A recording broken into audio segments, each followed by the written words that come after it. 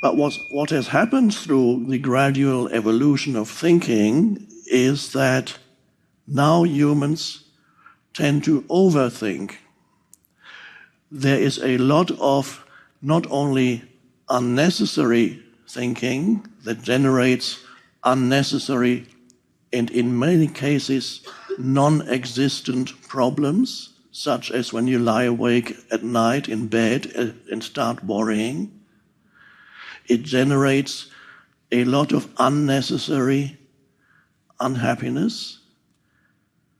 So people don't realize that a significant part of the unhappiness in their lives is actually generated by unnecessary, negative, often destructive mind activity, and they don't even know it. Mindfulness is, first of all, discovering the simple fact that there is a voice in your head that continuously comments on your life or on what's happening around you. There's the self-talk in there. Everybody knows what the self-talk is in there. You talk to yourself. Sometimes you talk to yourself in the first person, I. Some people talk to themselves in the second person, you.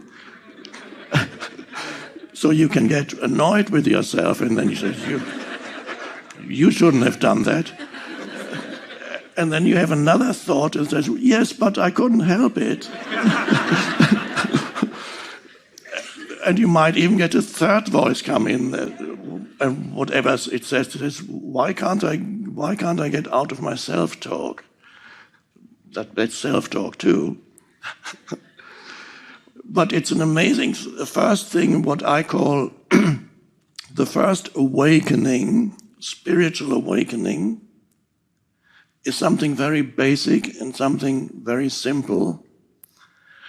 It's the discovery that there is a voice in your head that always talks to you, mostly silently. If it talks out aloud, then you're continuously, and there's nobody around, then you are considered insane. And that's only if it's loud, but most people have that inside their heads and they are not considered insane, it's considered normal. But there's not such a big difference between the two. And sometimes when you listen to, there might be a man walking in the street muttering, oh, why this fucking, and you say, oh, he's really insane.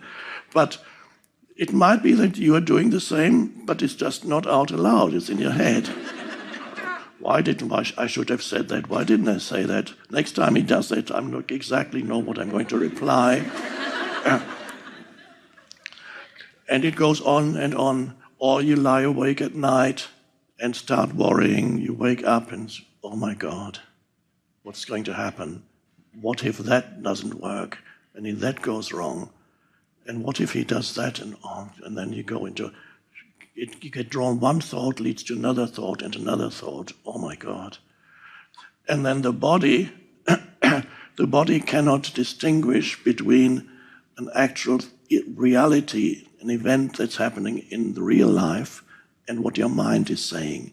So when you have fearful thoughts, the body reacts to every fearful thought, and that's an emotion. The body reacts with an emotion, the emotion you feel in your body. The body cannot distinguish between an actual event and a thought. So when you think fearful thoughts, the emotions you feel are the emotions that are saying, I am in danger. There is an actual danger here. So you feel the emotion of fear, anxiety. You feel agitated. And it's not only not pleasant, if you indulge in that kind of useless, dysfunctional, destructive thinking, year after year after year, it has its effect on the body. And it decreases the ability of the body to have the energy to fight disease. Even mainstream medicine is discovering the connection between your state of mind and your state of health. And so gradually we are seeing, in the past they denied it completely. They only looked at your body, and not only at didn't just look at the totality of the body, even within the body, they just looked at one particular symptom, what's wrong with that particular organ. And you have, of course, in mainstream medicine, you have specialists. I'm a specialist for the liver, and a specialist for this and that. Not only not taking into account the totality of the body, but more importantly, not taking into account the totality of the person, which includes the physical body and the mind. So it's vitally important to discover, first of all, that there is a voice in your head that indulges in self-talk most of the time. And for many people, interestingly enough, that self-talk, for many people, is not always negative, but for many people, it is more negative than positive. A good event that happened yesterday, you might have gone to a nice reunion, or you went out into nature and you witnessed a beautiful sunset. Okay, you can remember it today and think that was a beautiful sunset, or we had a nice talk yesterday. But you can't do that much thinking about a nice event. But the mind, when there's something negative that happens yesterday, somebody offended you or didn't give you the attention that you needed, that you wanted from him, then you can start thinking of how, oh my God, what he did, he's really... Next time he does that, I'm going to say that, or he really should. Why doesn't he? You can go on for a long time dwelling on something negative, much longer than dwelling on something positive. It is so, seemingly a negative event is much more food for useless mind activity than a positive event. And this is why for many people, a significant percentage of their mind activity is negative. For some people, it is almost 100% negative, but it is unlikely that these people would get a job in this company. And I mean that because your predominant state of consciousness, your predominant mental emotional state, there's a certain correlation between who you associate with, where you find yourself, and even what kind of things happen to you. There is a correlation which is not always immediately recognizable, but there is a correlation between a person's predominant mental emotional state and who they are with, who their friends are, where they work, and even what happens to them. So if you are in a very negative state a long time, you tend to attract also negative events, but you can only have to find that out for yourself. I'm not saying believe me. I know it from my own life, because when I first discovered this, I was still very young. I discovered that there is a correlation between my mind activity and what happens to me. I found a book, and several books that somebody left with us when I was 17. And there, for the first time, I read about a person's mind, and I suddenly realized my mind was predominantly negative, because I was a very unhappy child. And so my childhood was not pleasant. And so the initial conditioning of my life was that my mind was continuously commenting and saying how bad my life was. And whenever something bad happened to me, I had a phrase that would occur again in my mind that, of course, bad things always happen to you, don't they? They're bound to happen to you. It always happens to you. So I was talking to myself and saying that bad things would always happen to me. And they did. So you can discover first that the spiritual awakening is to discover that there is continuous mind activity. And for some people, it's the discovery that a significant part of their mind activity is negative.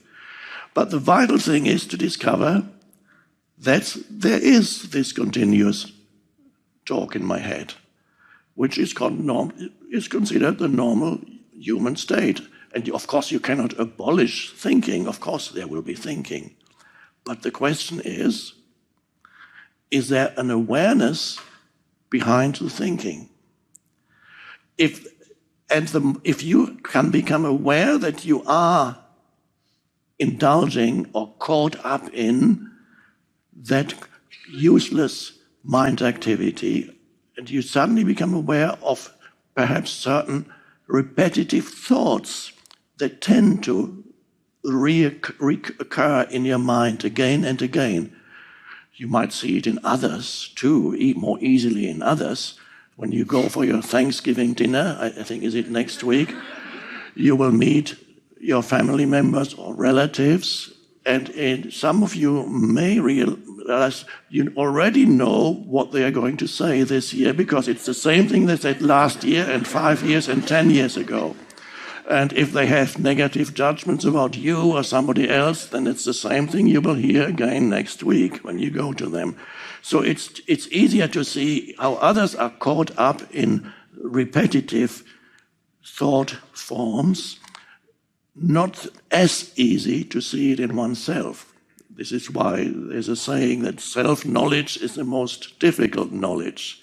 It's easier to see others. But if you can discover, even in the midst, perhaps, in the moment of a certain thought appearing in your mind, realizing, oh, that thought I've had this thought for years, it comes again and again and again. And so there is an observing presence, and from there you get, and that observing presence isn't a thought, it's just the ability to realize that there is a voice in your head, and that there are thoughts. And you realize that some of those thoughts are negative, and many of those thoughts actually are not only unnecessary, but make your life very difficult, such as worry. So most people live with what I call a cluttered mind. A cluttered mind means they are completely unaware that there's a continuous stream of mental commentary that it goes. And wherever they meet somebody, immediately certain judgments form. And everything they feel, they need to immediately adopt a position towards it. Immediately say, I'm against it, I like that. Immediately adapt a mental position, and being identified with one's mental position, which is a thought. So if you discover within yourself that a lot of the time you're in a state of lack, of insufficiency, of not enough, and you feel that the answer to, the remedy is to be active in this world and achieve and do as much as possible, then you'll probably find that ultimately that is not the answer to your state of lack. In order to transcend, to go beyond your state of lack, of neediness, of not enough, spiritual practice and spiritual realization is necessary. Focus on the realization of being. It's only there that you can go beyond that state of lack, which is ego. Go within and discover who or what you are beyond the person.